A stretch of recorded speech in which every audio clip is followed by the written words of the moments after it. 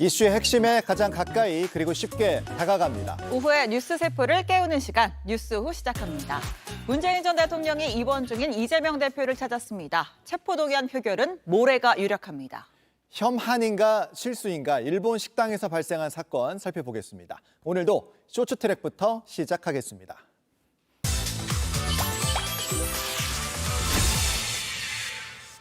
첫 번째 트랙, 민원 전화는 녹음입니다. 악성 민원, 교권 침해 논란과 관련해서 서울시 내 모든 초등학교에 내년까지 학부모 민원 등을 녹음할 수 있는 전화가 설치됩니다. 수업 종료 시간 등 단순 반복 문의는 민원 상담 챗봇을 개발해서 응대하기로 했습니다. 학교에 방문할 때는 학교별 카카오 채널에 있는 사전 예약 시스템으로 예약 승인 받아야 하고요. 학부모 폭언, 폭행 등을 막기 위해 상담 공간에는 지능형 영상 감시 시스템이 설치돼 상담 과정을 녹화합니다. 또 교사가 아동 학대로 신고됐을 때 법률 상담과 자문을 받을 수 있도록 1학교당 1변호사 제도를 도입하기로 했습니다. 아동학대 및 교육활동 보호 신속 대응팀이 즉시 학교를 방문해서 사안을 확인하고 경찰 수사를 앞둔 선생님을 지원하고자 합니다. 이때 선생님은 변호사의 조력을 받을 수가 있습니다. 자, 오늘의 두 번째 트랙입니다. 해바라기 씨 봉지에 마약.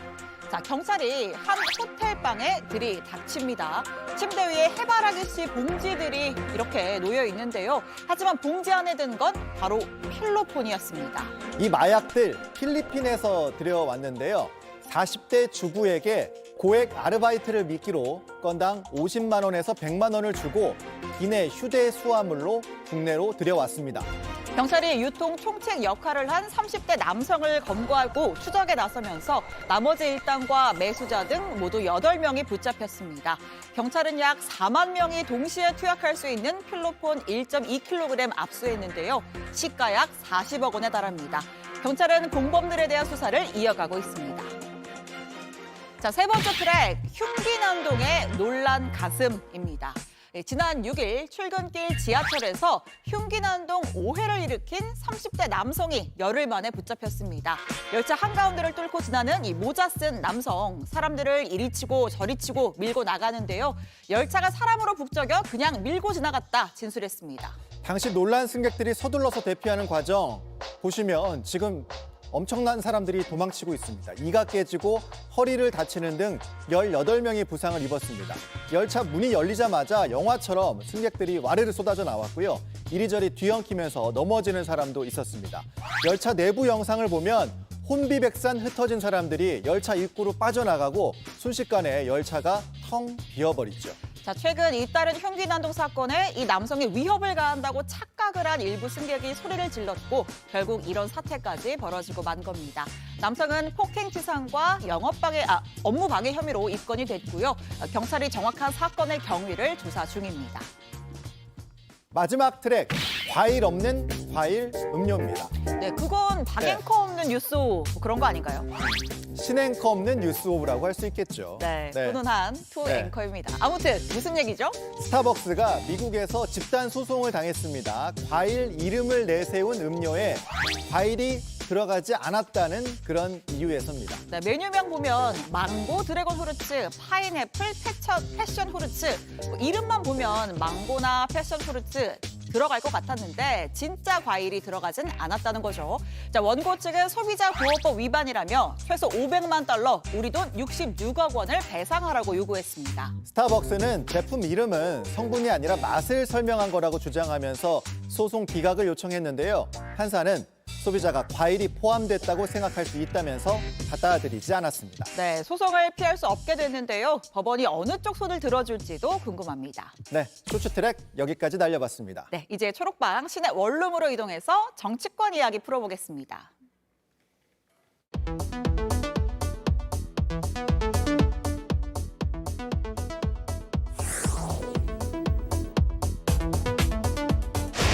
문재인 전 대통령께서는 제1야당 대표가 단식하는 상황이 염려스러워 전화드린다.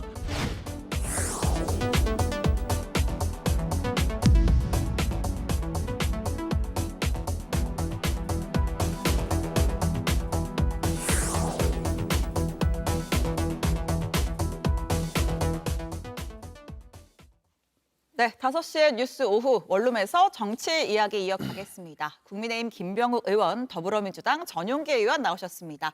두 분 안녕하세요. 네, 안녕하세요. 안녕하세요. 자, 검찰이 구속영장 청구한 지 하루 만에 이재명 대표에 대한 체포동의안이 국회로 넘어왔습니다. 내일 본회의에 보고가 되고 모레 본회의 투표가 예상이 됩니다. 숨가쁘게 상황이 돌아가는데 오늘 첫 번째 주제, 부결이 당론, 물음표 이렇게 잡았습니다. 자, 부결이냐 가결이냐, 최근에 민주당 기류가 부결 쪽으로 좀 기울었다 이런 이야기가 나오는데 몇 가지 이유가 있을 겁니다. 그중에 하나가 아마도 이 대표의 단식 영향을 좀 미쳤을 것 같은데 어제 입원을 했고 조금 전 오후 3시 반에 문재인 전 대통령이 방문을 했어요. 저희가 그 장면을 영상으로 준비를 했습니다. 링거가 수영만 맞고 복귀는 여전히 안 하신다면서. 그리고 내가 열흘까지 걸렸었는데 그때도 힘들었거든요. 근데 지금 뭐 20일이니까 얼마나 힘들까 싶은데 그 마음은 뭐 충분히 우리가 뭐 공감하고 또 같은 마음을 갖고 있는데 그래도 뭐 지금 이게 단식의 진정성이나 결기는 충분히 어렵거든요.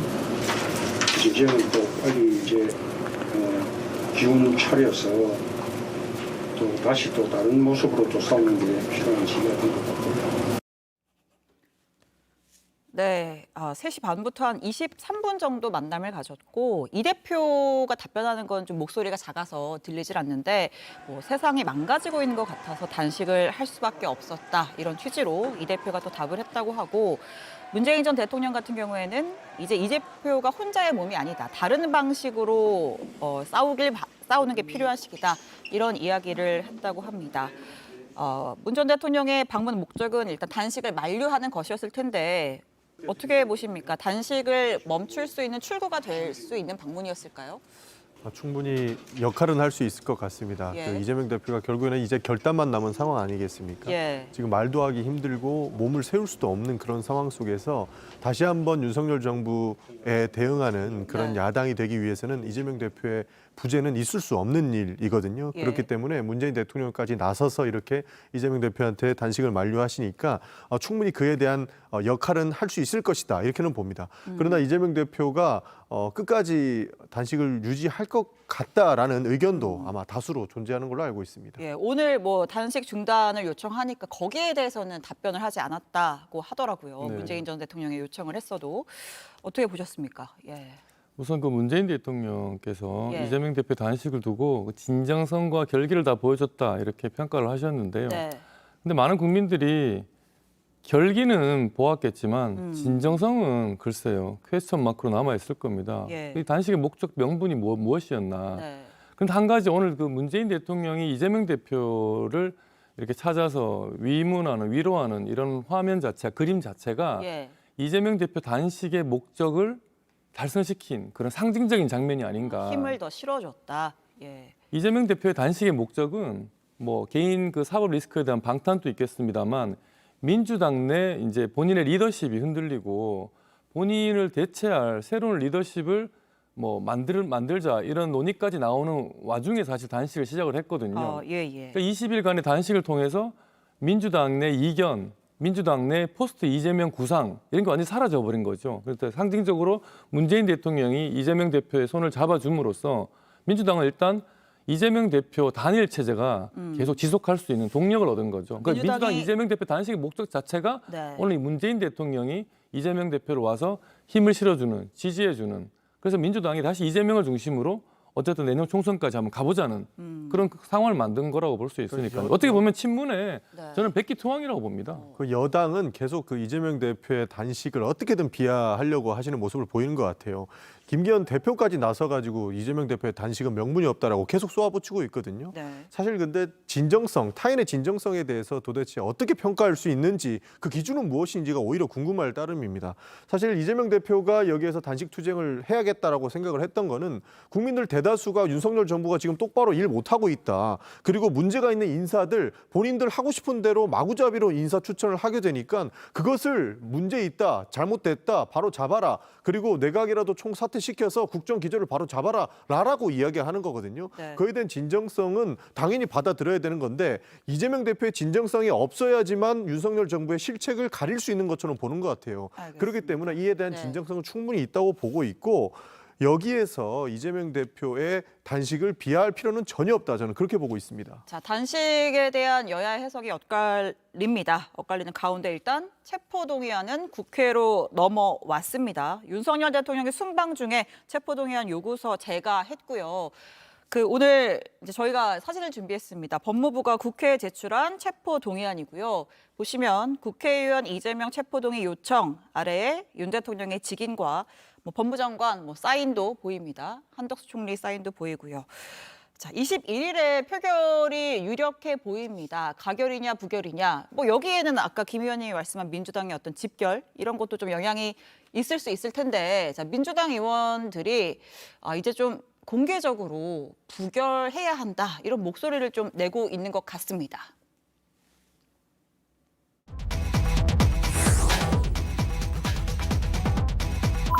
반드시 부결을 시켜야 된다고 생각합니다. 민주당이 똘똘 뭉쳐 부당한 영장 청구를 반드시 막아낼 것입니다. 부당한 영장 청구 결코 용납할 수 없습니다. 정치검찰의 악랄하고 무도한 정치 영장에 대해서는 정의로운 부결로 싸워나가겠습니다. 경운에 입원한 당대표를 감옥에 보낼 수 없다는 동정 분위기가 확산되고 있습니다. 당대표의 개인 비리에 대한 구속영장 청구를 민주당 전체에 대한 공격으로 받아들이는 것은 전형적인 집단 사고의 오류입니다. 네, 공개적으로 부결을 이야기하는 의원들의 얘기를 들어봤고, 또 강성 지지자들이 민주당 게시판 국민응답센터에 부결해야 한다 이런 청원글도 올렸습니다. 저희가 캡처를 좀 했는데 오후 3시 기준으로 이제 동의가 37,000명이 좀 넘은 상황입니다. 지금은 조금 더 늘어났을 걸로 보이고요. 또 이재명 대표 팬카페죠. 제명인의 마을 이제 회원들이 현역 의원들에게 부결해 주실 거죠? 답을 주십시오 해서 답장을 받은 그런 글도 이렇게 공유를 하는 그런 상황입니다. 자, 전용기 의원님, 네. 부결표를 던지실 건가요? 저는 부결할 겁니다. 왜 부결표를 던지시나요? 지금 상황이 애초에 말이 안 되는 것 같아요. 이쯤 되면은 사실상 전면전 아니겠습니까? 그리고 윤석열 정부에서 마치 이재명 대표가 단식하는 것까지 엮어가지고 이 상황과 이렇게 희석시키려고 하는 것 같은데 그거랑은 다른 내용입니다. 이거랑 네. 같은 내용이었으면 윤석열 대통령이 해외 순방을 가시더라도 단 한 명의 수석이라도 와가지고 손을 내밀었어야 돼 보고 있거든요. 그냥 이재명 대표의 단식을 비하하고 본인들의 실책을 가리고 지금 윤석열 정부에서 하는 것을 그대로 하겠다라고 선언을 한 것이라고 저희는 보기 때문에 네. 이제는 전면전이다라고 생각을 하는 거고요. 예. 여기서 동정 분위기라고 하시는데 동정 분위기가 전혀 아닙니다. 그런 너무 의미는 심하다라고 없습니까? 하는 국민들의 이야기도 있지 않습니까? 그런 부분들을 수용해야 되는데 본인 하고 싶은 것만 다 하려고 그러고 여기에서 아무런 비판은 듣지 않으려고 하는 부분에 대해서 저희는 비판을 하지 않을 수 없습니다. 네. 사실상 전면전이라고 하는 것은 북한식 통치 방식이 자기 편은 감싸고 다른 편은 다 죽이려고 하는 그런 방식 아니겠습니까? 지금 이 정부가 그것을 표방하는 것 아닌가 하는 생각이 들 정도입니다. 21일 이제 표결하는 본회의 앞두고 민주당 의원총회 예정되어 있잖아요. 그럼 네. 거기서 만약에 당론으로 우리가 부결하자 이런 결론이 나올 수도 있습니까? 보통 인사건에 대해서는 당론을 가부 여부를 가리지는 않습니다. 예. 그러나 한 가지 방안에는 있는 것이 다양한 의원님들께서 부결의 뜻을 모으고 있고 기류 네. 자체도 부결로 흘러가고 있습니다. 네. 이 정부가 이재명 대표 하나만 잡아넣기 위해서 개인의 비리만을 파헤치기 위해서 하는 것이 아니고 그냥 민주당을 괴멸시키기 위한 하나의 작전으로 저희가 보고 있거든요. 네. 그래서 없는 사실까지 다 만들어가지고 수사를 하고 있다라고 보고 있기 때문에 그 기류가 형성되었고 여기에서 가결을 원하시는 분들도 한 분 한 분 설득하는 과정을 거칠 것 같습니다. 자, 그런데 저희가 이제 민주당의 부결 기류가 커지고 있다라고 이야기가 나올 때마다 사실 이재명 대표의 6월 교섭단체 대표연설에서 한 이야기가 또 소환이 되거든요. 그 이야기 잠깐 다시 듣고 이어가겠습니다. 저에 대한 정치 수사에 대해서 불체포 권리를 포기하겠습니다. 소환한다면 10번 아니라 100번이라도 응하겠습니다. 불체포 특권 포기를 이제 국민 앞에 약속을 했다면 그럼 가결하고 가서 심사를 받고 수사 결과를 또 다투면 되는 거 아닌가? 그러니까 이제 네. 이게 개인의 문제가 아닌 것으로 바뀐 것이죠. 우리가 1년 반 정도 이재명 대표의 개인 비리에 대해서 그리고 네. 성남시장 시절에 있었던 일들에 대해서 다 파헤쳤지 않습니까? 300회가 넘는 압수수색을 다 했고요. 그리고 우리는 검찰에게 오히려 부탁까지 했었습니다. 비회기 기간에 영장 청구해서 영장 실질 심사를 국회 표결 없이도 가서 받을 수 있게끔 만들어라. 네. 그런데 검찰은 어떻게 했습니까? 전혀 비회기 기간에 영장 실질 심사 받지 않았습니다.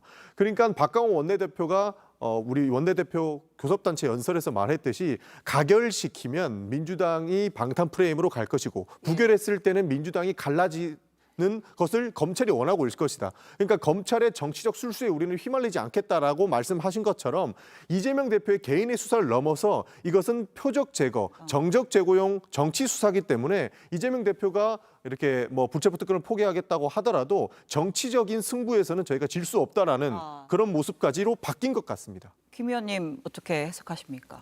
네. 뭔가 우리 전영기 의원님 말씀이 상당히 좀 힘도 있고 신나는 것 같은데 과연 우리 국민들도 이 상황을 이렇게 뭔가 맞서 싸워야 될 민주당이 그럼 뭔가 뭐 싸우지 않으면 민주당이 안 될 것 같은 이런 상황으로 보고 있는지 저는 의문입니다. 이 이재명 대표의 단식이 진정성이 있는지 명분이 있는지 국민들이 판단할 겁니다. 그 민주당이 그런 면에선 좀 뼈 아프지만 지금 어쩔 수 없다. 우린 퇴로가 없다. 이대로 그냥 싸울 수밖에 없다. 이렇게 일종의 자포자기하는 식으로 어쩌면 좀 자폭 같은 심정으로 지금 나서고 있는 게 아닌가 싶기도 하고요. 어제 그 박광원 그 민주당 원내대표가 네. 교섭단체 대표 연설을 하면서 그렇게 얘기를 했습니다. 지금 체포 동의안을 민주당이 부결을 시키면 이거는 방탄으로 우리가 몰릴 것이고 가결을 시키면 민주당이 분열될 것이다. 이렇게 네. 얘기를 했거든요. 그럼 민주당은 이재명 대표 체포 동의안 때문에 이러지도 저러지도 못하는 정말 진퇴양난의 검찰이 잡아놓은 프레임이다라고 방금 해석을 하셨는데 이 프레임을 만든 건 이재명 대표죠. 본인이 그냥 검찰 수사 받고 아니면은 본인이 당대표 물러나면은 민주당은 이재명과 무관해집니다. 민주당을 이재명 대표가 포로로 지금 잡아놓고 붙잡고 있는 것이죠. 민주당이 딱한 상황입니다, 지금. 그리고 단식으로 앞서 얘기한 방송에서 보았지만 6월 달에 교섭단체 대표 연설하면서 이재명 대표가 본인이 스스로 불체포 특권 내려놓는다고 얘기를 했습니다. 네. 근데 지금 와가지고 민주당 내에서 부결을 공공연하게 얘기를 하는데도 불구하고 이재명 대표는 거기에 대해서 아니다. 내가 이미 6월 달에 국민들에게 불체포 특권 내려놓는다 약속했으니 그런 말 하지 마라. 우리 당에서 그런 말 나오면 안 된다. 그럼 내가 국민들과 약속을 저버리는 거다. 네. 이런 말 하면 아무 일도 없는 걸로 다 가결로 가는 거거든요. 예. 이재명 대표가 거기에 대해서 얘기를 하지 않습니다. 당내 부결 움직임에 대해서 이재명 대표가 브레이크를 걸지 않거든요. 예. 신무간다는 건 찬성한다는 겁니다. 단식으로 자신의 약속을 완전히 뒤집어 버리는 거죠. 단식이 불체포 특권 포기를 다시 그냥 원상복귀시키고 다시 당이 이제 불체포 특권을 막아주기 그 체포 동의안을 막아주기를 그렇게 요구하고 있는 겁니다. 그러니까 네. 김 의원님께서 이 어쩔 수 없는 싸움이라고 말씀 주셨는데 여기에 대해서 저는 반대 의견인 게 네. 사실 대한민국에 지금 정치가 있습니까? 정치 실종이다 이런 분석들을 많이 하죠. 50 시절에도요. 야당 대표가 단식하면 그 악랄한 전두환도 사람 보내가지고 강제 입원도 시키고 그랬어요. 단 한 차례 정치라도 있었으면 그 대화를 시도는 조금이라도 했을 겁니다. 근데 대통령실 어떻게 나옵니까? 누가 단식하라고 했냐? 이렇게 나옵니다. 누가 싸움을 걸고 있는지를 한번 좀 봐야 될 것 같습니다. 사실 이재명 대표가 그리고 민주당이 윤석열 정부에 요구한 것은 그렇게 어려운 점이 아니었습니다. 네. 우리 이야기 좀 들어주고 야당 이야기 좀 들어줘서 국정 운영을 좀 훌륭하게 수행해보자. 그럼 우리가 발목 잡기라는 프레임 없이 다 수용해주겠다라고 이야기를 했는데 사실 대통령실과 정부 여당은 귀뚱으로도 안 들었어요. 전쟁 중에 사신이 와도 극진히 대답합니다. 그런데 대한민국의 정치의 실종은 권력자가 그 권력을 가지고 남의 이야기를 전혀 듣지 않았을 때 사실 이런 상황이 저는 전개된다고 보고 있거든요. 네. 그래서 싸움의 원인은 이 아무 얘기도 듣지 않는 정부 여당에 있기 때문에 저희는 싸워서라도 이 마무리를 해야겠다라고 결심을 한 겁니다. 자, 김 의원님, 제가 이걸 좀 여쭤보고 싶습니다. 일단 뭐 단식, 체포동의안, 그리고 같은 날 총리 해임 건의안 표결까지 하고 어쨌든 정치가 실종됐다 이런 평가가 나오는데 여당이 어떤 역할을 좀 했어야 하는 거 아니냐? 민주당이 지적을 하고 있고 오늘 그 민주당의 김한규 원내대변인 같은 경우에는 이런 얘기를 하더라고요. 검찰이 여당보다 정치를 더 잘한다. 여당이 역할을 못하고 있다라는 평가에 대해서는 어떻게 반박을 하실까요? 예. 지금 원인 제공자가 누군지 민주당은 자꾸 그걸 감추고 있습니다. YS 단식과 어떻게 이재명 대표 단식을 비교합니까? 군부 정권, 전두환 정권이 YS가 83년에 단식을 할 때 그걸 국민들이 아는 걸 상당히 두려워했습니다. 국민들이 YS의 단식을 알게 되면 다 거리로 뛰쳐나와서 전두환 정권 물러나라 할까 봐 겁이 나서 YS가 단식하고 있다는 걸 보도 통제를 해서 알려지지 않게까지 했거든요. YS가 목숨을 걸고 민주주의의 새벽을 깨운 그 위대한 단식과 YS가 한다 그 위대한 단식과 이재명 대표가 자기 개인 비리 덮으려고 민주당을 방패 삼으려고 단식으로 자기 개인의 사법 리스크에 어떤 보호막을 만들려고 하는 이 단식 어떻게 비교할 수 있습니까? 국민들이 이재명 대표가 단식하는 거 다 보고도 거기에 동조하지 않습니다. 동의하지 않고 거기에 동의하는 국민은 정말 소수의 민주당 이재명 대표의 지지자들밖에 없습니다. 그러니까 알겠습니다. 그 악랄한 전두환도 대화는 시도했다는 겁니다. 보도 통제할 만큼 여당의 지도자가 이렇게 단식하는 모습은 바람직하지 않기 때문에 예. 대화를 해서 아니면 강제로도 병원에 데리고 가서 다른 문제는 안 생기게 했다는 겁니다. 지금 그 전두환보다 말이 안 통하는 것 누구겠습니까?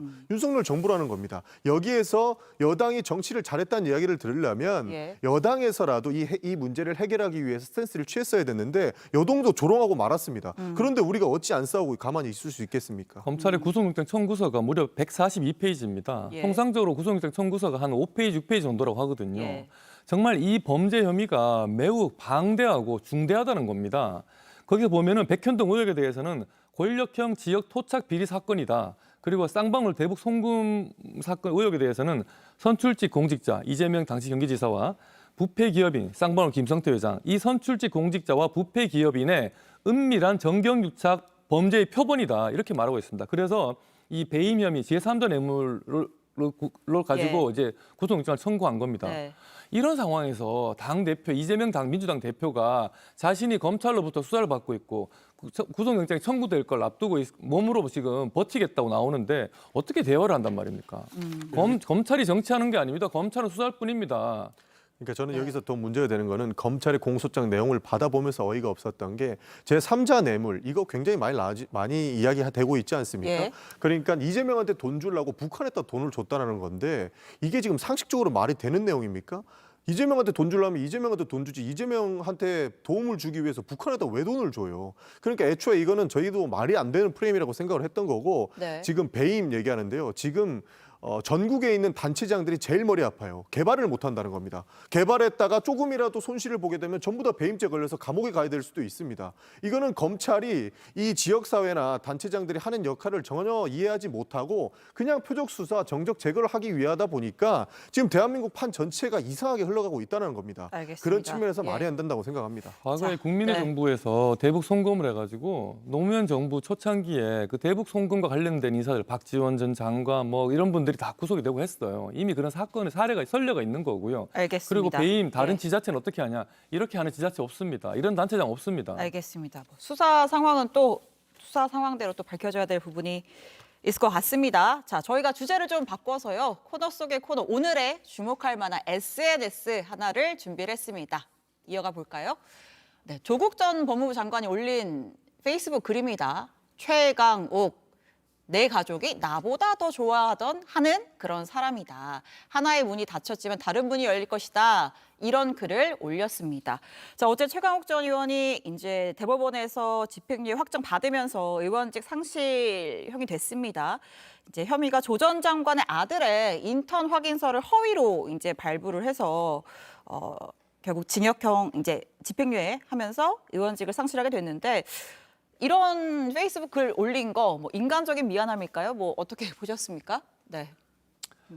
그리고 뭐 또 조민 씨 같은 경우도 예. 뭐 자기 유튜브 채널에서 어떤 뭐 특정 상품 광고도 하고 그리고 또 이제 조국 장관 같은 경우도 네. 계속 끊임없이 뭐 자기 출판도 하면서 이제 북 콘서트도 하고 예. 뭔가 이런 걸 통해서 영리행위를 하더라고요. 아, 근데 최강욱 의원 또 이제 앞으로 변호사 활동을 당분간 못 하는데 네. 또 그렇게 대중 앞에 나서서 네. 지지자들을 상대로 또 뭔가 또 뭐 생계형으로 뭘 할까 아. 좀 그런 좀 걱정 아닌 걱정도 듭니다. 사실 너무 좀 염치가 없고 뻔뻔하다. 저는 이게 인간적인 미안함이라고 볼 수 있을 것 같습니다. 예. 그러니까 최강욱이 인턴 조작 사건 이것도 보면 결국 조국 사건에서 시작했거든요. 예. 그러니까 조국 수사가 왜 진행됐습니까? 법무부 장관으로서 조국이 올라가니까 윤석열 검찰총장이 어떻게든 이거 막아보려고 수사를 시작한 거 아닙니까? 처음에 사모펀드로 시작했다가 나중에 표창장 위조로 전혀 다른 걸로 선고도 받아요. 그러면서 또 추가로 나온 것이 최강욱 의원 사건이거든요. 예.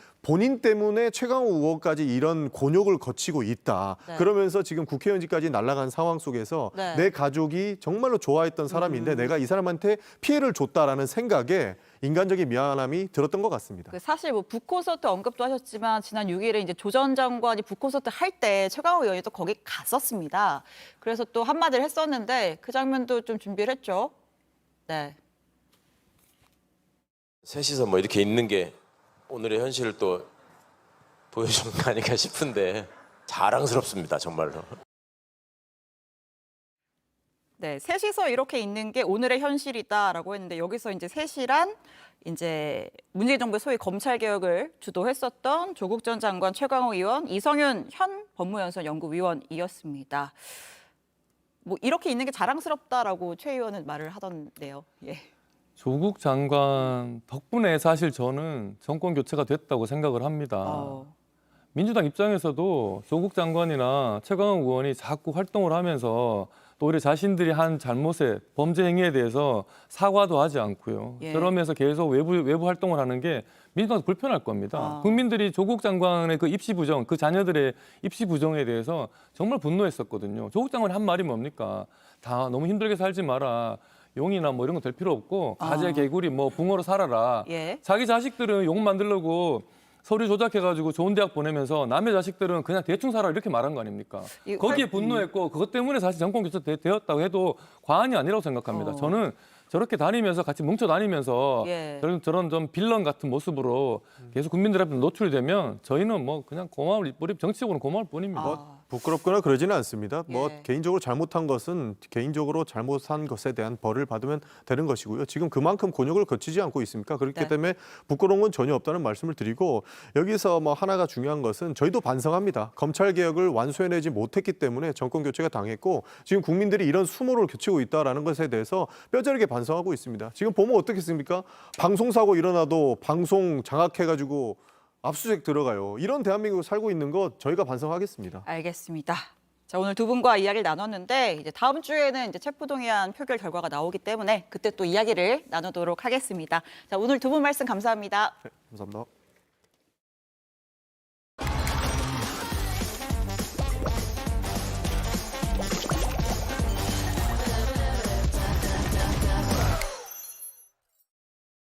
뉴스룸에서 이어가겠습니다. 사건으로 우리 사회를 들여다봅니다. 지금부터는 이웅혁 건국대 경찰학과 교수, 문유진 변호사 두 분과 함께하겠습니다. 어서 오십시오.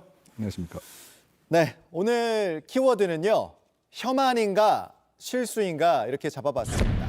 일본 도쿄의 한 음식점에서 발생한 사건인데요. 제보자는 한국인 혐오였다 이런 주장을 하는 거고 식당은 단순 실수라는 입장인데 그 마시는 물이 사건의 발단이 됐어요. 사건을 내용부터 좀 보겠습니다. 한국인 여성 강모 씨가 지난달 31일에 일본 도쿄의 음식점을 갔습니다. 뭐 각지에 지점을 둔 유명한 맛집이라 그래요. 고급 식당이라고 하는데 이 강 씨가 물을 달라 해서 직원이 물을 가져다 줘서 마셨는데 목이 타는 것 같았다는 거예요. 어찌 된 건지 그 이야기 들어보겠습니다. 오자마자 그냥 바로 벌컥벌컥 2번 마셨는데 처음엔 몰랐는데 2번째 벌컥 때 이상한 냄새가 나는 거예요. 갑자기 여기가 아파지기 시작한 거예요. 그대로 들고서 앞에 요리사한테 이거 이상하다고 얘기를 했어요. 근데 뒤를 돌아보니까 그 여직원이 서 있더라고요. 제가 이제 아무래도 이걸 토해야 되겠다 해서 손을 넣어서 토하려고 했거든요. 그랬더니 어떤 종업원이 오더니 여기서 이러지 말라고 가서 하라고 이러는 거예요.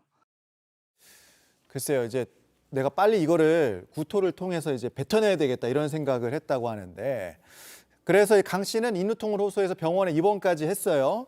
자, 대체 어떤 물을 마셨길래 그랬던 것인가? 이어서 다시 듣고 오겠습니다.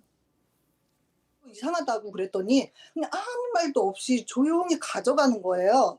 이거 이상하다 해가지고 제가 그 여직원을 따라가 봤는데 그분이 이제 설거지 하는 곳에서 그걸 버리려고 하고 있었던 거예요. 그거를 딱 잡아갖고 왔어요. 이거 너무 이상하니까 우선 전 경찰에 전화를 걸었어요. 경찰이 도착하자 이 사람들이 표백제를 넣었다라고 얘기를 하더라고요. 그때서야. 자, 그래서 결국 그 물의 정체는 이제 표백제가 들어가 있는 물을 마시게 된 그런 상황이 됐습니다. 일단 강 씨 주장대로 물을 버리려고 했다면 증거인멸 시도가 아닌가 하는 생각이 들고 정말 또 고의로 표백제가 있는 물을 줬다. 이렇게 된다면 이건 어쨌든 범죄 행위로 볼 수 있는 거잖아요. 만약 강 씨 주장대로라면. 네, 그렇죠. 그러니까 지금 예. 잠깐 설명하신 바와 같이 예. 저 표백제가 들어있는 그 통 물 자체를 지금 강 씨가 바로 제지해서 예. 이른바 수거를 한 것이 아주 결정적인 증거 확보가 아니었는가 그런 생각이 듭니다. 수거를 한 것이 잘한 것이다. 네, 그 거꾸로 얘기하면 이 당사자가 무엇인가 그것에 유해 물질이 있다라고 하는 인식이 있었기 때문에 예. 이른바 그것을 없애려고 하려고 하는 뭐 인멸하려고 하는 그런 시도가 아니었겠는가 이런 추정을 한번 해봄직하고요. 예. 큰 틀에서 보게 되면 형사적 범죄의 가능성이 농후하다. 만약에 고의가 있다고 한다면 그건 당연히 상해죄의 혐의가 분명히 있는 것이고요. 예. 지금 뭐 인후통이라고 하는 치명적인 건강상의 장애가 지금 있는 이런 상태까지 갔기 때문에 설령 실수라고 하더라도 지금 화면에 나온 바와 같이 얼음물과 세제가 든 물은 분명하게 식별이 되어 있습니다. 저것은 조금만 주의를 기울이게 되면 저와 같은 영업의 종업원이라고 하더라도 당연히 알아야 할 그와 같은 이제 의무사항인데 그것을 게을리한 또 과실의 또 혐의도 있는 것이고요. 그리고 또 한편으로 봐서는 지금 일본 행정당국에서 영업정지 사의를 부과했다고 한다면 이 역시 그 행정법 위반의 또 범죄 행위가 되는 것이죠. 결국 요약을 하게 되면 어쨌든 행위 자체는 범죄 행위 명확하다라고 추정할 수 있는 대목입니다.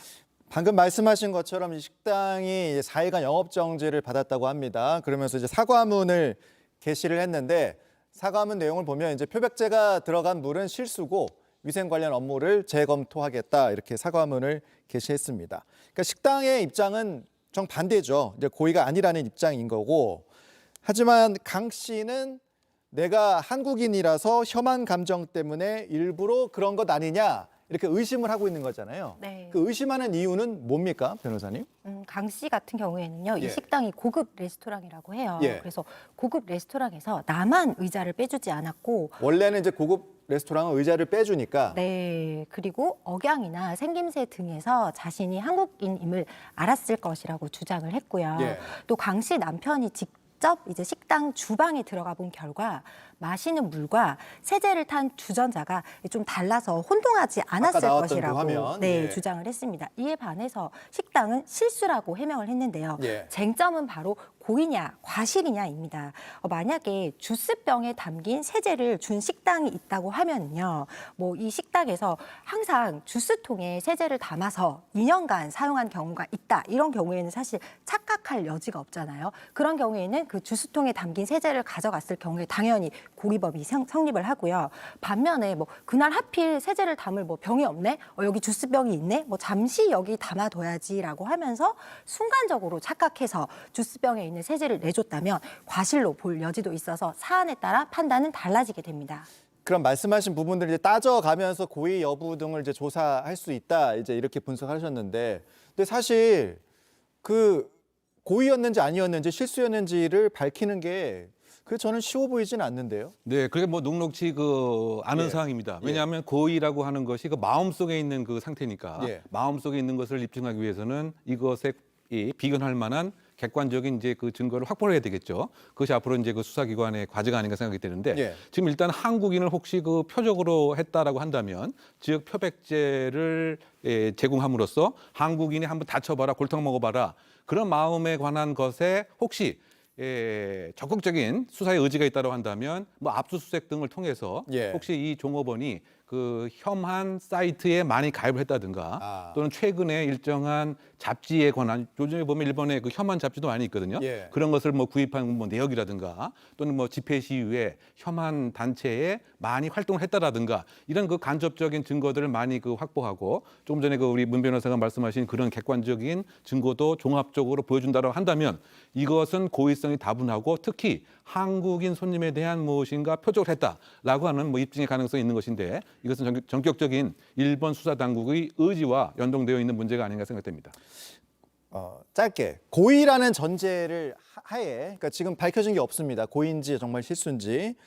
고의라는 전제하에 우리나라 국내법이라면 이게 어떤 식의 처벌이 가능한 건가요? 네. 상해죄는 사실은요. 예. 과실범은 없고 고의범만 있습니다. 그래서 일부러 세제가 든 물을 제공했다면 고의범으로서 상해죄가 성립합니다. 예. 하지만 고의가 아니더라도 처벌이 불가능한 것은 아닌데요. 예. 과실범으로 과실치상이나 업무상 과실치상이 성립합니다. 다만 상해죄는 우리나라의 경우에 7년 이하의 징역임에 반해서요. 예. 과실치상은 징역형이 없고 500만 원 이하의 벌금에 불과해서 형량에 아주 큰 차이가 있습니다. 알겠습니다.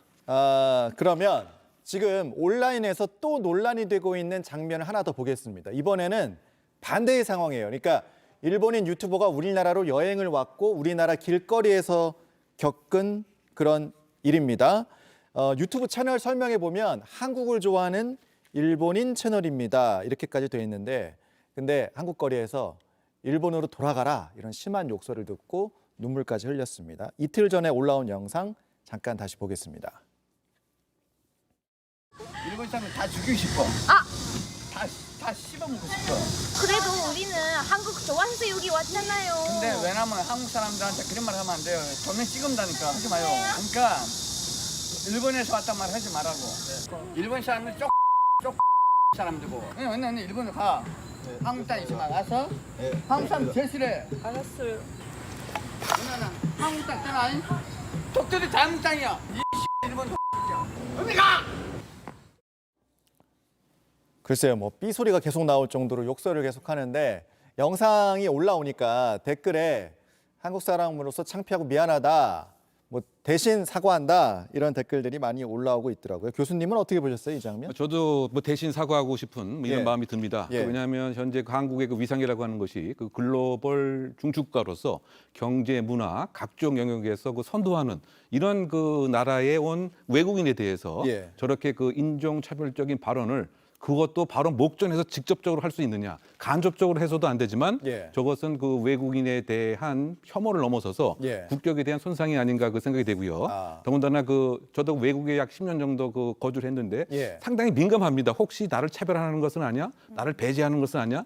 그런데 지금 바로 열심히 나름대로 활동을 하는 저 일본인에 대해서 바로 목전에 모욕적인 인종차별적인 언사를 한 것에 대해서 대한민국 국민을 대신해서 저도 대신 사과하고 싶은 마음입니다. 만약에 뭐 영상에서 그 장면 안 나옵니다만 법적으로 저 일본 유튜버가 남성을 경찰에 신고한다면 뭐 협박이 성립이 됩니까? 어떤 것들이 혐의가 성립이 될까요?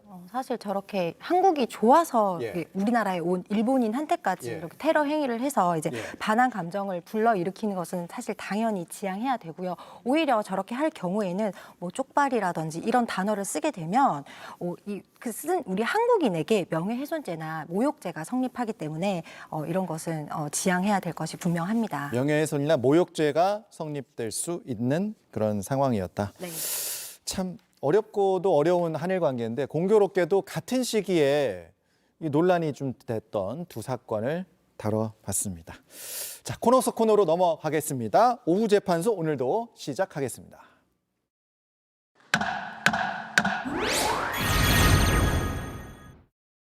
주목할 만한 판결, 뭐 이슈 속의 판결을 살펴봅니다. 오늘 풀어볼 재판은요. 걸그룹 트와이스의 멤버 나연 씨와 관련된 대여금 소송이에요. 그러니까 빌려준 돈을 돌려달라 이런 소송이었는데 이게 어떤 사건이냐면 간단하게 설명을 드리면 트와이스 나연 씨의 어머니와 연인 사이였던 A 씨가 있습니다. 그런데 이 A 씨가 지난해 나연의 어머니를 상대로 소송을 냈습니다. 2004년부터 약 12년간 보내준 돈 6억 원을 돌려달라. 그런데 결론적으로 법원의 판결은 이거 빌려준 돈이 아니다. 대여금이 아니다. 그래서 A씨가 패소를 했습니다. 자, 교수님, 사건을 조금 뜯어보면 그러니까 A씨가 오랜 시간 나연 씨 측에 돈을 송금하기도 했고 또 신용카드로 결제를 할 수 있도록 해준 그런 상황이었던 거죠? 네, 뭐 지금 아주 요약을 잘 하셨습니다. 네. 결국은 그 A 씨가 그 나연 씨와 나연 씨 어머니를 대상으로 해서 대여금 반환 소송을 제기했던 것이죠. 예. 그 기간은 약 12년 정도 해당이 되고요. 그 중에서 약 5억 5천만 원은 아마 그 여러 가지 통장 등으로 이렇게 이체를 한 이런 예. 액수였고 또 나머지 한 1억 5천 정도는 아예 그 신용카드를 이렇게 빌려줌으로써 사용을 했던 이런 내용입니다. 결론적으로 보게 되면 그 A 씨가 이제 패소를 했는데 예. 결국은 그 이 대여금이 정말 대여금으로 성격에 맞는지 여부, 또 관련된 차용증은 있는가의 여부, 예. 또 그 다음에 이것이 정말 변제 시기 뭐 이런 것들이 약정이 됐는가 여부 등에 관한 아마 쟁점이 이루어져서 일정한 결론이 난 것으로 생각합니다. 그 얘기 조금 더 해보죠. 그러니까 A씨의 주장은 뭐예요? 이 돈이 그냥 준 거 아니다 이런 주장인가요? 네, 맞습니다. A씨 주장은요. 나연이 데뷔를 하면 그동안 생활비 등 지원을 받는 것을 갚기로 약속했다고 합니다. 예. 그런데 재판부의 판단은 그렇게 빌려준 돈이 아니라는 거잖아요. 왜 그렇습니까? 송금 내역도 있는데. 그러니까 아까 뭐 차용증 얘기하셨는데 차용증을 안 써서 그렇습니까? 어떻습니까? 꼭 그런 것은 아닙니다. 예. 일단 송금 내역이 있는 경우에는 두 사람 사이에 돈이 수수된 사실은 입증이 되는 거고요. 예. 이때 이제 이 대여냐 또는 증여냐 이런 부분이 많이 실제로 문제가 됩니다. 먼저 차용증이 있으면요. 일단 처분 문서의 증명력에 따라서 대여 사실로 인정하기는 쉽습니다. 예. 그렇다고 해서 차용증이 없으면 전부 증여로 볼까요? 그것은 아닙니다. 두 사람 사이의 관계라든가 돈의 액수, 돈의 용도 등도 모두 고려하게 되는데요. 예. 뭐 이 사안에서도 이제 원고가 피고 어머니와 연인 관계에 있었다는 점, 그러면 아무래도 생활비로 인정될 확률이 높겠죠. 생활비로 인정될 확률. 그렇지만 이 총 6억 원에 달하는 그 금액을 전체로 생활비로 꼭 볼 것은 아니고요. 예. 예를 들어서 뭐 1억 원의 돈이 한 번에 목돈이 이체가 되면서 뭐 병원비라든지 사업 자금이라든지 아니면 뭐 특정 소속사나 이렇게 대비에 필요한 자금으로 한 번에 이체되었다. 이렇게 보게 되면 대여로 볼 여지도 있습니다. 하지만 그런 것들이 아니었다. 이렇게 네, 법원은 이제 맞습니다. 판단을 한 거죠. 네. 그러니까 뭐 월세, 대출금 등 생활비 용도로 지급된 것 이렇게 법원은 판단을 한 것으로 이제 보이는 상황인데 헤어진 관계에서 이런 식의 금전 관련 소송이 꽤 있을 수도 있을 것 같은데 법원 판단은 이번 사건과 좀 비슷하게 취지로 판단을 하면 된다고 보면 되겠습니까? 아니면 사례마다 좀 다릅니까? 사례마다 사실 다른데요. 예. 이게 실제로도 이게 우리가 돌아서면 남남이라는 말이 있잖아요. 예. 아무리 좋았던 연인 사이도 돌아서면 그간에 뭐 헤어졌던 연인 사이에서 특히 동거했던 사이의 경우에는 생활비 수수가 굉장히 많아요. 예. 그래서 오랜 기간 동안 주고받았던 돈을 뭐 5년치 이것을 전부 다 대여라고 주장을 하면서 소송을 제기하는 경우가 사실은 꽤 있습니다. 예. 뭐 이럴 때 법원이 판단은 케이스별로 다른데요. 케이스별로 다르다. 연인 사이 주고받은 뭐 다이아나 뭐 명품백 같은 그런 것은 사실 선물로 보고 돌려줄 필요가 없다 이렇게 판단을 하기도 하고요. 예. 그렇지 않고 뭐 사업 자금으로 큰 돈을 이체를 해서 그 자금으로 뭐 옷가게를 했다든지 이런 식의 뭐 사정이 있다든지 또는 이자 명목으로 몇 번 동일한 금원을 뭐 이체한 흔적이 있다 이런 경우에는 대여로 봐서 돌려주라 이렇게 판단을 하기도 합니다. 네. A 씨는 이제 항소하지 않아서 이제 이 판결이 확정이 됐는데 트와이스 나연 씨 소속자 입장 간단하게 좀 설명을 해주시고 마무리할까요? 네, 지금 나연 씨의 그 입장 자체는 뭐 충분히 뭐 이해가 이제 간다라고 하는 뭐 이런 그 형태인데요. 네. 그런데 이제 이것과 뭐 관련된 명예 혹시 훼손 등이 있다고 한다면 예. 이것에 대해서는 단호한 법적 대응을 할 것이다. 왜냐하면 아무래도 판결은 다 확정이 됐는데 예. 아티스트의 그 연예 활동과 지금 무관한 무관한 뭐 상황이다. 이런 또 추측성 글 이것은 용납할 수 없다라고 하는 것이 입장으로 요약됩니다. 알겠습니다. 자, 오늘 두 분과는 여기까지 말씀 나누도록 하겠습니다. 고맙습니다.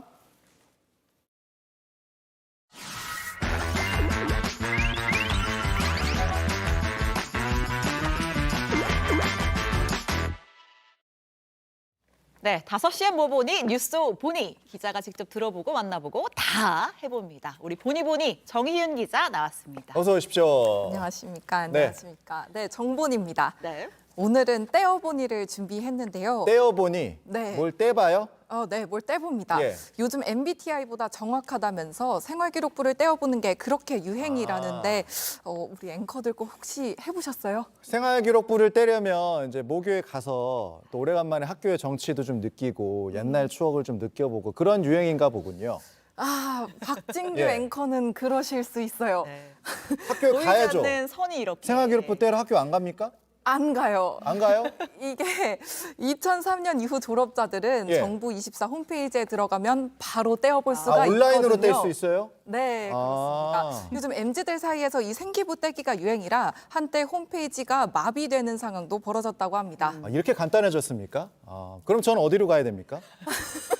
이전 졸업자들은 예. 가까운 교육청이나 학교 예. 행정실을 방문해서 직접 떼어보시면 저는 됩니다. 모교 방문을 해보도록 하겠습니다. 네. 신앵커는 생활기록부 떼어보셨어요? 떼봤습니다. 혹시 앵커가 기억하던 학창 시절과 같나요? 예, 뭐 비슷하게 훌륭했고요. 보니까 고등학교 3년 개근했더라고요.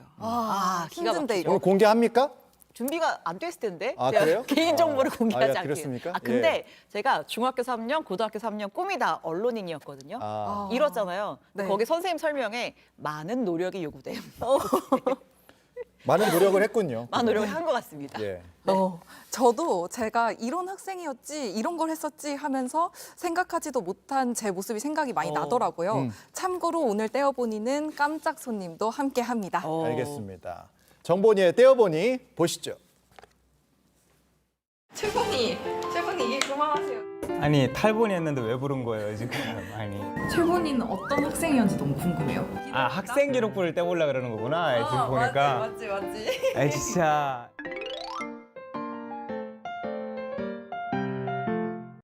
초딩 때 기억나요, 최분이? 뭐였어요, 꿈이? 그때 대통령 있었을 것 같아요. 저 뭐 했을 것 같아요? 뭐 했을 것 같냐? 뭐가 꿈이었을 것 같아요, 저는? 기분이?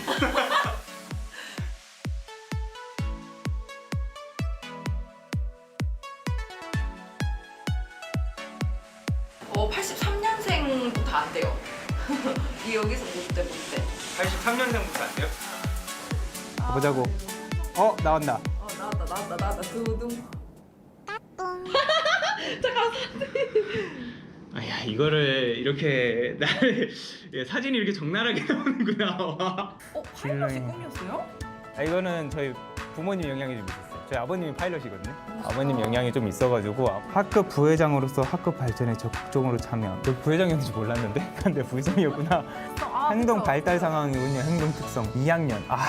이거 큰 목소리를 읽어야겠네. 통솔력이 있고 자신감이 넘치며 모든 면에 모범적입니다. 선생님 감사합니다. 학습 능력이 뛰어나나 자기중심으로 사물과 친구들을 판단하는 편이어서 친구 관계가 원만하지 못하. 외고 준비를 하면서 아마 친구들이랑 이제 단절하고 한번 공부에 매진했던 게 아닌가, 약간 그런 게 아닐까. 1학년 때 공부 좀 했네요, 제가. 우수수수수수. 아니, 나 하나 발견. 정치 보기 전에 정치가 B야. 정치 보기 전로서 어떻게 생각하십니까? 잠깐만요. 그 구간 인간관계가 원만하고 주어진 일에 최선을 다하며 우등상을 수상할 만큼 학업 성적이 뛰어난 학생입니다. 나 이거 좀 뭉클하다, 진짜. 정본이의 이거 보겠습니다. 네. 위로 좀 올려봐요. 안 돼. 본인 사진은 공개를 안 하고. 사진 공개 미안, 안 돼요. 알겠습니다. 지켜줍시다. 오케이. 2학년 때부터 독서, 그리고 진로 희망은 아나운서. 3학년 때 똑같아. 독서, 아나운서. 3년간의 방송반 생활로 본인의 적성을 확인하였으므로 꾸준히 노력할 것을 권고함. 방송반에 아나운서 앵커였어요? 방송반? 네, 맞아요. 활동, 점심시간 교내 음악 방송을 잘함. 음악 충실. 집중. 죄송해요, 이건 제가 아무튼. 좀 넘길게요. 아니 왜? 성적은 보고 가야지. 야 잠깐. 성적은 보고. 한 번만 내가. 성적은 보고 가야지. 국어 우예요. 국어 잘했네. 야, 수학은 얄짤 없네 그냥. 시작부터 미. 약간 패턴이 약간 그렇네요. 전반기는 비시즌인가 봐. 미었다가 후반기에는 우수로 올라가네. 잘라주세요, 제발. 학업 능력은 물론이고 꾸준함과 열정을 바탕으로 한 관심 분야에 대한 탐구 정신, 그리고 본인의 의견을 적극적으로 개진하면서도 주변 활동을 보듬어 아우를 수 있는 우수한 의사소통 능력 또한 겸비함. 야 이런 거 문구 쓰는 것도 선생님들 스트레스겠다. 어마어마하게 진짜 문구를 약간 다 이렇게 만들어주신 거 아니야. 정기어 첨가 수준으로 그냥 막 선생님들 감사합니다. 사랑합니다. 그냥 우리가 흔히 말하는 MBTI 이렇게 풀어서 하는 건 내가 응답해서 하는 거잖아. 3년, 6년 뭐 내내 보신 선생님들이 써주신 거니까 왜 유행하는지 알 것 같아. 나를 가르쳐준 분이 본 내 자신은 어떤 모습일까? 이렇게 평가를 하는 그 한마디 한마디가 어쨌든 그 학생에 대한 관심인 거잖아요. 그 결과, 그 바탕 제가 지금 여기 있을 수 있는 것 같습니다. 총평 어때요? 지금 저 같아요? 명랑하고 방송 욕심이 있고 본의의 기질이 좀 그때부터 있었던 것으로.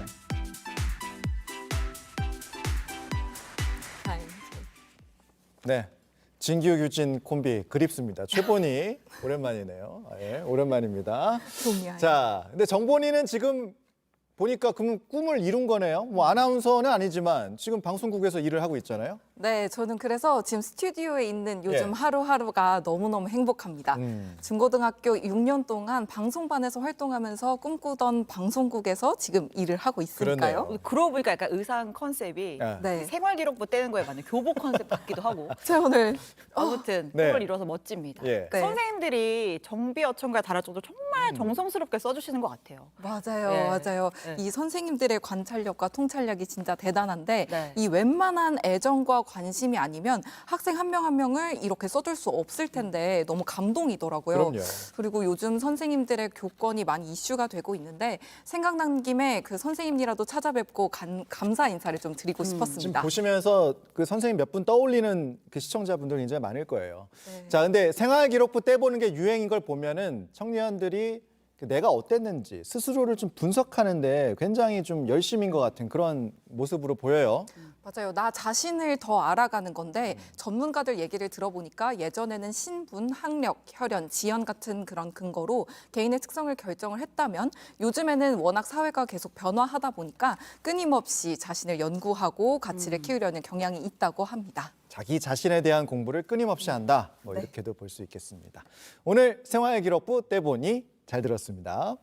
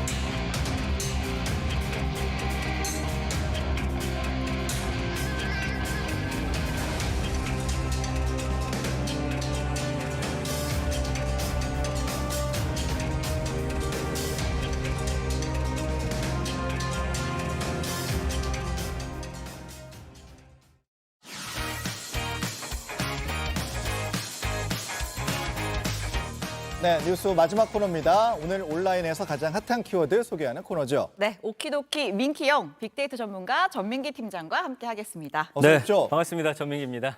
민키형 생활기록부 떼보고 싶어요. 재치가 넘친다 이런 거 써 있을 것 같아요. 그래요? 기억이 아예 안 나요. 하지만 민키형도 모교에 가셔야 된다. 예. 자, 첫 번째 키워드 뭐예요? 자, 오늘 첫 번째 키워드는 바로 감귤입니다. 네. 감귤. 가을이고. 보면 제주도, 뭐 주스, 새콤달콤 이런 연관어들 보이죠? 네. 벌써 이제 귤을 먹는 계절이 다가오고 있어요. 귤 좋아하시는 분들은 뭐 앉은 자리에서 막 열 몇 개씩 드시는 분들도 있잖아요. 손가락 노래지잖아요.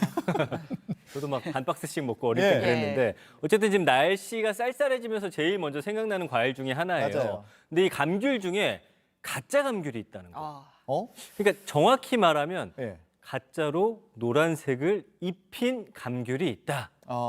어제 우리 라임 얘기에서 이 가짜 그러게요. 음식은 남의 나라 얘기인 줄 알았더니 우리나라에서도 자, 영상 한번 보실게요. 예. 저기 뭐예요? 가스 같은 걸로 그렇죠. 보입니다. 가스 보이시죠? 아직 덜 익은 감귤 따다가 저 가스를 뿌리면 노랗게 된다는 거예요. 그걸 이제 강제 착색이라고 하는데 그렇게 만든 가짜 노란 감귤이 지금 17톤 넘게 적발이 됐다고 합니다. 저거를 이렇게 노란 페인트 같은 거를 뿌린 거예요? 이게 이제 페인트는 아니고요. 예. 에틸렌이라고 하는 화학가스예요. 예. 일단 인체는 무해하다고 하는데 이걸 뿌리면은 안에는 하나도 안 익어서 시고 맛도 없는데 껍질은 샛노랗게 예쁜 색깔을 띈다는 겁니다.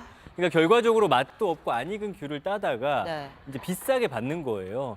또 게다가 저렇게 비닐을 덮고 엄청 고온에서 딴 귤을 강제로 익히는 건데 예. 뭐 당연히 신선도가 좀 떨어질 수밖에 없겠죠.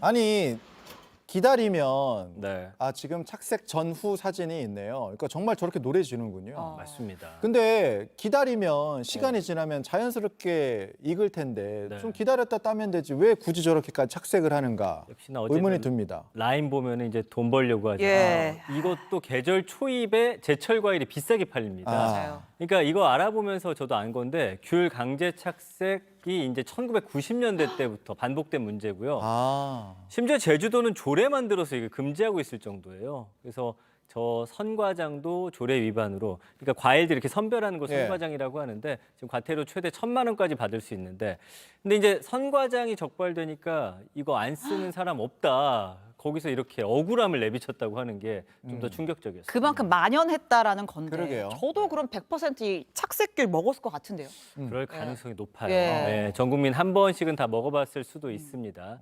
그래서 이제 귤 시즌이 오고 있잖아요. 예. 그래서 제가 이제 강제 착색 감귤 구별법을 가져왔거든요. 그래요? 네, 좀 주목해 주시기 바랍니다. 네. 자, 사진 좀 보여드릴게요. 예. 요거예요. 꼭지 부분. 네, 이 샛노란 감귤의 꼭지 부분이 검게 말라 있다. 그러면 이제 강제 착색된 감귤일 가능성이 높다고 합니다. 꼭지를 잘 봐야 되는군요. 그러니까 꼭지가 좀 선명한지 아니면 좀 검은 어둡게 건지. 이렇게 약간 변해 있는지. 초록빛이나 약간 이렇게 네. 선명해 보이는 게 네. 있고요. 저렇게 새까맣게 착색이 된 게 있거든요. 말라 있다면 네, 주의를 하셔야 된다. 맞습니다. 근데 이거 사면서 우리가 껍질 계속 껍질 보면서 그렇게 살 수는 없잖아요. 맞아요. 네. 판매자분들이 양심껏 좋은 상품을 내놨으면 좋겠습니다. 이게 이제 일반인이 갑자기 구별하기 사실 쉽지가 않아요. 맞아요. 그러니까 좀 제발 좀 먹는 거는 좀 마음 편히 먹을 수 있게끔 좀 도와주셨으면 좋겠습니다. 그러니까요. 다음 키워드 갈까요? 네, 두 번째 키워드는 바로 산삼입니다. 산삼. 네. 그 연관어 보면 뭐 효능, 약초 뭐 등등등 가격 이런 거 키워드들 많이 보이죠. 산삼 이런 단어는 볼 때마다 막 눈이 번쩍 뜨이는 그런 단어잖아요. 맞습니다. 왜 떴습니까? 산삼이란 키워드가? 자, 어제 지리산에서 초대형 산삼이 발견됐기 때문에. 초대형이요? 네. 어느 정도 얼마나 크길래? 사진 좀 보여드릴게요. 예. 네. 자, 바로 이 산삼이고요. 네. 예. 이제 좀 있으면 이제 저 밑에 뿌리 보여줄 건데. 네. 이제 이게 살살 이제 파내는 그런 과정이나 그렇죠. 보네요. 네. 저게 다 한 덩어리인데 네. 성인 4명이 복용할 수 있는 그런 분량이라고 합니다. 네. 예. 최근에 50대 약초꾼이 지리산 자락에서 이 산삼을 발견했고요. 줄기 이제 4개 올라온 거 보셨을 보니까 거예요. 크기가 좀 보이네요. 예. 이게 아주 극히 드문 케이스래요. 아, 그래요? 원래 이제 산삼이 대체로 줄기 1개가 일반적인데 이 영양분이 많거나 토양이 좋으면 2개까지 올라오는 경우가 있는데 저건 4개. 4개, 무려 4개입니다. 역대급 산삼. 줄기가 4개. 그렇습니다. 가격도 역대급이겠는데요. 역시나 가격이 제일 궁금하시죠? 예. 이 한국 전통 10만이 협회에서 감정가를 1억 2천만 원 1억 으로 2천만 예상을 하고 원. 있습니다. 그리고 이제 형태가 독특하다 보니까 조금 더 올라갈 수도 있다 이렇게 희소가치가 이야기를 있구나. 하더라고요. 네. 산에서 그 최고급 차량 하나를 주운 거랑. 주운 거랑 그런 맞아요. 똑같은 그런 상황이에요. 네. 근데 이번에 좀 예. 또 화제가 된 뉴스가 있는데 벌초하다가 예. 5천만 원을 주운 분도 있어요. 예. 이달 초에 홍성군에서 발견된 건데 예. 사진 좀 보여드릴게요. 네. 저게 뭐죠? 뭐예요? 돌덩이 아닙니까? 네, 무슨 약간 외계인 알같이 생기기도 했죠. 예. 댕구알버섯이라고 해서 예. 세계적인 희귀종입니다. 그 옛날 사탕 중에 이제 눈깔 사탕이라고 있었잖아요. 네. 그 동그란 모양이랑 닮아서 붙여진 이름인데. 예. 근데 산소 벌초하러 가다가 30cm 댕구알버섯을 발견했는데 예. 이게 지금 한 5천만 원 정도 될 거라고 하더라고요. 이거는 산삼 캐러 가서 구한 게 아니라 그냥 벌초하러 갔다가 맞아요. 5천만 원 조상님이 주신 거네요. 저건 정말 초대형 버섯처럼 보이긴 합니다. 저도 이번에 벌초 갈 때 좀 열심히. 근데 이게 관찰력이 안 좋으면 저런 거 그냥 버리든지 발로 차버릴 그렇죠. 텐데. 그렇죠. 예, 근데 어쨌든 제가 볼 때 저게 버섯인 줄도 몰랐을 것 같은데 그러니까. 속설이지만 이 댕구알버섯 남성 성기능 개선에 효과가 있다고 알려져서 예. 아주 비싸게 거래가 되고 예, 있고요. 뭐 이렇게 부끄럽게 얘기하세요. 네. 지혈, 해독에도 효과가 있다고 하는데 예. 여성의 유방암 세포를 억제하는 그런 효능도 오. 있다고 해요. 예. 이거는 이제 학술지에도 올라와 있는 내용입니다. 그래서 이제 오늘 방송 끝나고 아마 지난주에 벌초 많이 하셨고 이번 주에도 늦게 하시는 분들 계실 텐데 예. 아마 이거 댕구알버섯도 찾느라고 눈 동그랗게 뜨고 예. 보시는 분들 많지 않을까 싶습니다. 뭘 알아야 캐죠. 맞아요. 그러니까요. 사진 전 저장해서 그냥 가시길. 지나갈 것 같아요. 마지막 키워드 볼까요? 자, 오늘의 마지막 키워드 댕기머리입니다. 댕기머리. 연관어 보면 뭐 비녀, 의상, 네. 뭐 중국, 아이폰 이런 연관어들 보이죠? 예. 네. 갑자기 근데 댕기머리 왜 키워드로 나왔습니까? 궁금하시죠? 네. 예. 중국에서 이 댕기머리한 남자 사진 때문에 아주 시끄럽습니다. 사진 좀 보여드릴게요. 네. 예. 이게 뭐냐면은 애플 공식 홈페이지에 있는 사진인데 네. 어제 이 사진이 중국에서 아주 뜨거웠습니다. 예. 그 애플워치 전문가 1:1 쇼핑 안내 메뉴에 게시된 사진인데 예.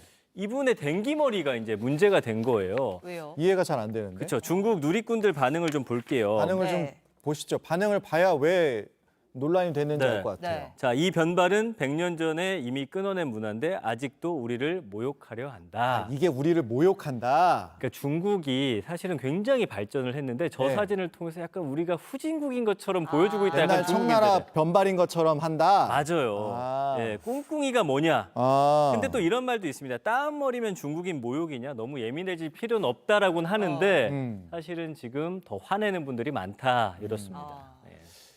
미중 갈등 논란이 갑자기 댕기머리에서 터진 건데. 그러게요. 네. 근데 저 사람이 중국인은 맞습니까? 와, 근데 이게 문제는 예. 뭐냐면요. 예. 이게 불신이 지금 계속 쌓이고 있어요. 예. 이 사진 예. 때문에 아까 말씀해 주신 대로. 근데 이 사진 속 인물이 예. 중국인도 아니에요. 아, 그래요? 네, 그 미국 인디언이라고 합니다. 아. 그래서 중국인들 반응 더 싸늘해졌고요. 예. 그 트럼프 대통령 거치면서 아까 이제 미중 관계 계속 안 좋았잖아요. 이제 예. 두 나라의 이야기 해주셨는데 지금 감정이 악화될 대로 악화된 상황에서 지금 저런 사진까지 올라오니까 더 화가 났고 논란 될 만하다. 그 미중 무역 전쟁 한창일 땐 이런 노래가 또 유행하기도 했습니다. 중국에서 네, 사진을 좀 보여드릴게요. 네. 자, 무역 전쟁, 터무니없는 싸움은 두렵지 않다. 태평양 사이로 무역 전쟁이 일어나고 있다.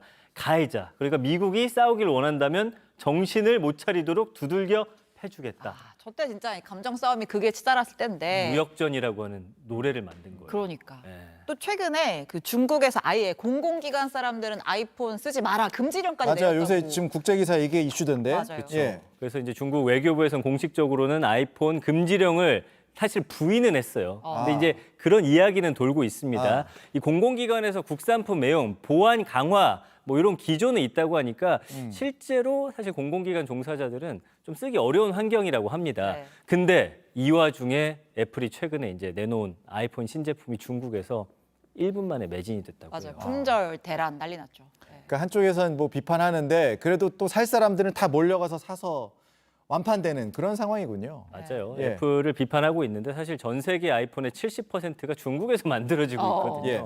사실상 파트너입니다. 예. 그 한국, 일본, 중국, 미국 요즘은 전 세계가 다 이제 경제로 촘촘히 연결돼 있잖아요.